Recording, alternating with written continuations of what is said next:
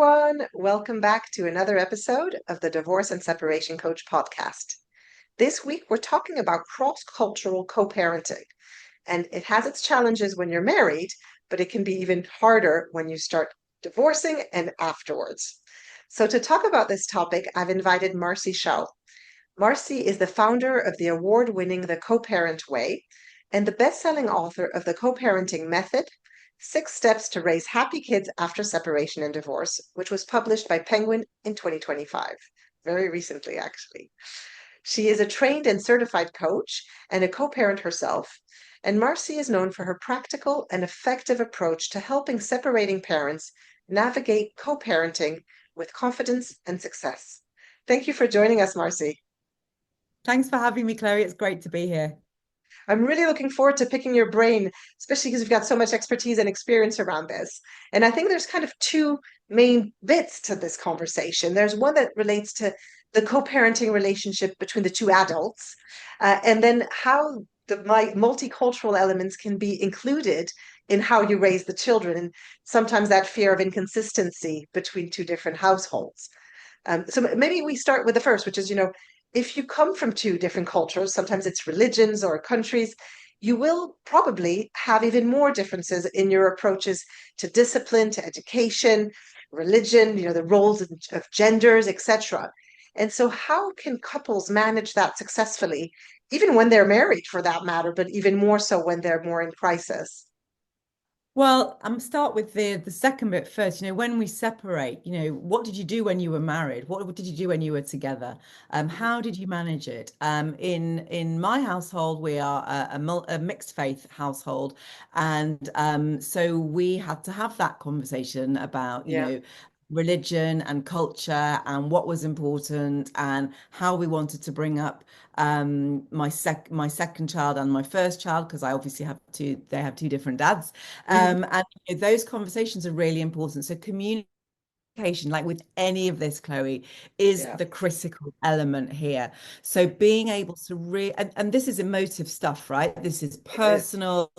It's historical, it's familial. So we've got very strong family values often Mhm. associated with it. So being able to listen well to each other is really, really crucial in starting these conversations, right? Making sure that you're both properly and fully heard when you're talking and expressing your views about things that are very important to you Mhm. is really crucial and important. So starting there with a really positive listening mindset, I would say to Yeah. anyone listening who's in this situation is imperative. Yeah, and you're absolutely right. I mean, and I think a lot of people are aware about those bigger conversations around, what religion are we going to raise our children, or what languages are we going to speak at home, or which holidays are we going to celebrate. Sometimes the conflict is more about the smaller bits, little values. I was mentioning earlier gender roles, for example, and how those are perceived in one culture or the other, or the role of the grandparents. There can be a Yeah. lot of difference, and those are smaller issues that people don't necessarily anticipate. And then they become an issue even more so when they're going through separation and divorce. Absolutely. And I think that if you can really drill down into all of the things that are important, all of the things that you could think about your own childhood, right, as a starting point. Yeah. What happened in your household when you were growing up, right? How important was the grandparental role? Did you live with your grandparents? Did you see them once a week? Did they come over for lunch every Sunday or Saturday? What are your values? How do you approach the gender roles? And are there even going to be gender roles in your relationship? And so really taking the time to think about the detail, think about what you want to talk about and what's going to be kind of a no-go area for you. Boundaries becomes very important in these Yeah. kinds of conversation. What will you compromise on? What won't you compromise on? And I think being very clear is important, and but being thoughtful as well, not just waiting till you get to an issue, but trying to preempt an issue goes a long way to de-escalating any conflict that might emerge. And I guess there's no denying that there's a bit less goodwill when you're divorcing than when you're together. And I've Sadly. seen situations where people have that problem where when they were married, it was fine. They were doing it the X or Y way. And then they get separated and they're preparing for divorce. And suddenly, so I have one example with a client who her husband is Muslim, and they had agreed that the children would not eat pork. And upon divorcing and setting up her own household, she said, well, I don't want to bother with that. I eat pork and I have no problem having pork in the house. And that led to a lot of arguments with her ex. So how do you deal with that shift in the perception of I don't really owe that person the respect anymore of doing it the way they want it? So I would really say you've got to think about your children, not about your adult relationship. You know, your children are half you, half their other parent. So if one parent doesn't eat pork, you've got to respect that side of your children have come from that as well. And with anything, not just eating, but other values, not just foods, but Yeah. other values. And so really coming back to your children and thinking, okay, how is it going to be easier for them? Are they going to have to compartmentalize? Will it make them want to tell a lie that they've not eaten something in one house and in the other house? How am I going to make this as smooth as possible for my children? Probably in that case, maybe we just choose not to have pork at home and I'll have it when I'm out. But Yeah, yeah, it's really having to think about the compromises that you need to make, not for your ex, but for your children. yeah. And when you can find points of agreement, okay, using putting your kids front and center as the place of finding agreement, then it becomes much easier to kind of work out and build out from there into wider areas of agreement. So you start to be able to manage some of those differences. There are kind of three North Stars, if you like, if that's even possible. But being respectful is the main one. You've got to be respectful, remembering that your children come from both of you, and thinking long term. How do we want this to all to pan out? I might be upset and angry with you at the moment because you're my ex and you've done something to cause trust to break down. But if I use the kids and if I use your religion or your culture to kind of bash you over the head with, because it makes me feel better, then actually, what's the long-term impact on that? So respect, putting the children first, thinking about the long-term impact. Yeah, I agree. And I do think that thinking about the kids sometimes resolves the issue right there and then. Because if you're being honest, I've had couples where the question was around language. So they each spoke a different language, and one of the two was refusing to speak that language to the children to maintain their language skills, that were the parents' language. And if you take a second and think about it, how could it not be an advantage for those children to be bilingual? And it's Yeah. very clear, what the right answer is. But as you say, those emotions and that potential resentment or grief gets in the way sometimes. Absolutely. And, often these things are used as weapons in the separation process and beyond. And I just encourage anybody who's listening that might really want to use them as weapons. I get that. I get that, we are hurt, we are angry, it is difficult. But actually think forward. What do you want your kids to say about this time? What do you want your kids to say about how you work together, how you co-parented, how you approach these value differences, these religious differences, these cultural differences? What do you want them to say when they are adults? Yeah, Um, and just to kind of ground yourself in that. Okay. yeah, There are other ways to process some of the feelings that you're having, the legitimate feelings that you're having, right? yeah, agreed. And have you ever had situations where the pressure actually came from the extended family? So sometimes actually, the parents are okay and they're respectful of each other's cultures, but then have grandparents and siblings and other relatives weighing in and making things difficult. Absolutely. I mean, grandparents can play quite a strong role in certain family makeups. And there was a situation where both parents and kids were living in the grandparental home, and when the separation happened, mum and kids moved out, and dad, whose parents it was, stayed there, and there was a lot of noise being created, a lot of negative noise, I'm trying to find a polite way of saying it, being created by the grandparents, and a lot of fueling of the fire and encouraging conflict rather than discouraging conflict. And actually, both parents did find the program that I run, the co-parenting method program, and came on it. And actually, for the dad, it was really revelationary to realize that he has a choice to put his children first, and he learned how to put some boundaries in place with his own parents, bizarrely,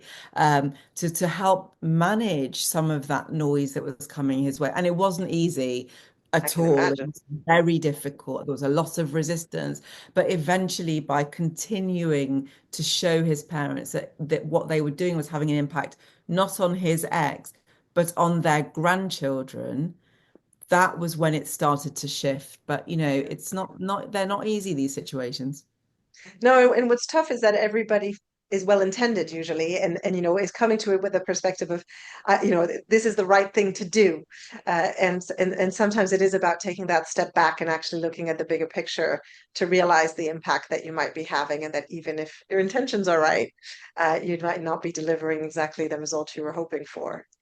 And also, the co-parenting is quite a fairly new concept. Historically, mum got the kids, dad saw the kids every other weekend. And in as we're moving into this environment of no fault divorce, it's really starting to show in the different generations actually about what we want to do and what was the norm, and the Yeah, differences between that. And in some cultures, it's even more entrenched than in other cultures. So recognizing that the landscape has changed, and that yeah, we probably are moving towards trying to be more collaborative, is really also helpful when you're facing that's true. situations like this. But I also find that people don't always realize, they think that co-parenting means that there's exactly the same rules in each household. And one thing that I often tell people is, children are used to having different rules in different settings. They go to school and it's a different set of rules. They go to their grandparents or to a friend's house. As long as the rules are consistent in whichever household they're in, that's really what matters. And I think that's also a weight off people's shoulders, because it's okay if you have slightly different traditions in one household than the other. Absolutely. It's not an issue for the children. Absolutely. I think as long as there are a couple of central rules and boundaries that are similar, then I think it's okay. And I think as long as you can encourage your children to talk about each house in the other house, Yeah, because otherwise if everything is completely different, you risk that sense of yeah, compartmentalization for children. So what you want to do is respect if everything is different, but encourage the open communication from your children to you about both of the houses. Kids are really good at adapting. They are also very good at compartmentalizing. And what you don't want to do is to kind of facilitate that closure mhm, of not wanting to be open, because you can then end up with your children, developing people-pleasing tendencies, which is, you just don't want that really for yeah. children for all sorts of reasons. Yeah, in that sense that they have to be one person in one house and in Yeah, another person in the other. yeah. Um, so how do you help them when there are, because there will be inevitably, even if it's not immediately, over time, there will be different cultures being celebrated in each household if the parents are from two different cultures. So whether it's, holidays, anything of the sort, how do you help them feel that they can embrace both cultures? They don't have to choose. Well, it's not just about cultures, different houses have different smells. You walk into a house, it smells like home. Your washing powder is different. The bowls you use are different. The cooking is different. So it's not just the culture, it's everything. So helping children to navigate that, especially when they're smaller, can be something that we need to think about consciously. Yeah, Naming it with children is a really good thing to do generally. Naming the feelings that might surround it, naming what's happening. Oh, it mhm, must be different when you go to mum's house, or you must be different when you go to dad's house. How does it feel when you swap from one to the other? Blake, who's my son, who is 17 and a half, has been doing this transition since he was one. And even he in an environment that we are now fairly good at co-parenting, we made some mistakes along the way. Even he compartmentalizes, and I need to remember to ask him about how things are at his dad's, or how his time was there, what's going on with his other siblings, chit chat, just chit Yeah, chat. yeah. And we're making changes to some parts in our house, and I'm like, what, give me some input, Blake, into that. Make him feel very at home, in the same way that his dad does and his stepmom does in his other house. So Yeah. really make them feel that A, they belong in both houses, B, name the things that are, that might be different. And then if you Mhm. widen and broaden it out to cultural differences, wow, celebrate that difference. Yeah. How exciting, right? One house celebrates Hanukkah, the other house celebrates Christmas. Amazing. One house does Diwali, that just enjoy that difference. Okay. Don't make the difference wrong, make it Yeah. right. The cultural diversity that you can bring to your child is actually a real gift. Yeah. Um, Absolutely. some parents are really into kind of, Japanese manga culture, and kids kind of pick up on that and grow that, whereas that might not be happening in the other house. It might be more traditional. Maybe they're really into gardening. I'm just looking at my garden, so I'm looking for inspiration. I really need to do some gardening. And so just kind of like the wealth and the richness that comes to a child from experience is Yeah. just amazing. And so you see, that's something that comes up a lot because I work with a lot of families who are building long distance parenting plans. And so there's always a fear from, usually the parent who is leaving with the children is going back to their home country. So the child's going to be even more immersed. And there's that sense of imbalance that the child's going to be so exposed to the culture of one of the parents, and the parent who is staying behind might feel like their inheritance in a way, their heritage for the children is now going to be diluted. What role can the parent who's taking the children away play in making sure that the other parent's culture, religion, whatever it is still part of the children's day-to-day life? They definitely need to take an active role. That's their responsibility to their children. So, talking when there are significant days or events, making sure the children are aware of that, making sure they connect with that parent on those specific times, whether it's Yeah, by, Zoom or FaceTime or WhatsApp, or however it might be. If it's a tradition around food, so if you need to eat a particular thing at a certain festival, make sure you have those foods or equivalent to those foods in your home. Get on a video call. Everyone can eat the same foods and be in different countries. Like, be creative, right? Use your video catch-ups not just to swap information with your children, but to develop new experiences, to teach them about your culture, to do it, but in a fun and an age appropriate way. yeah. And really to help your children get excited about it. And now, look, I'm saying that, but we all know kids are like, oh, I don't want to do that, mum. That's really boring. But be consistent with it, because yes, it might be boring to a 12-year-old, but to a 25-year-old, suddenly they might want to reconnect with that. And Yeah, if you've taught them that and you've laid the seeds and you've helped those seeds grow, and it will be much easier for your children to do that. yeah, and that makes a lot of sense. And I think a lot of people, again, back to what you were saying earlier, feel like they have to do that for their ex, but actually, it isn't about doing it for your ex. It's about doing it for your children. And it's always Absolutely. bringing back that compass. So, Marcy, do you have any tips? I mean, there are so many scenarios, that could arise in this kind of situation. But for a couple who is from different cultures or nationalities or religion, and who are trying to make sure that they can continue to support their children jointly despite the separation, what would be your three tips to them to try and make that transition as smooth as possible? Communicate well. So listen really well to each other. Write down the things that are really important to you. Write and swap lists, of those Yeah, things. So you can start to learn about what's important. Um, take an active role in, helping your children celebrate both cultures and agree together if you can, what you'll do in each home on particular Mhm. days. And if possible, if you can be flexible enough and if the geography allows it, let your children go and be with the appropriate house for the appropriate, celebration Yeah. um, or festival.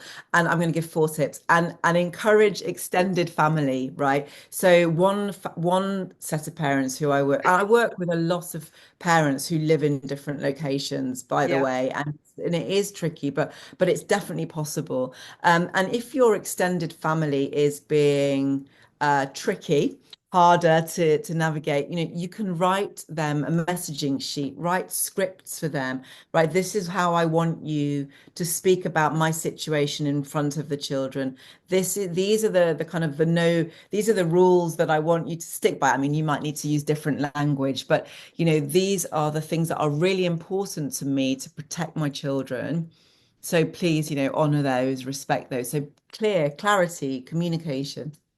Well, brilliant. Thank you so much, Marcy. Those are all really helpful tips. Can you tell us quickly how people can find you if they need a bit of support? Absolutely.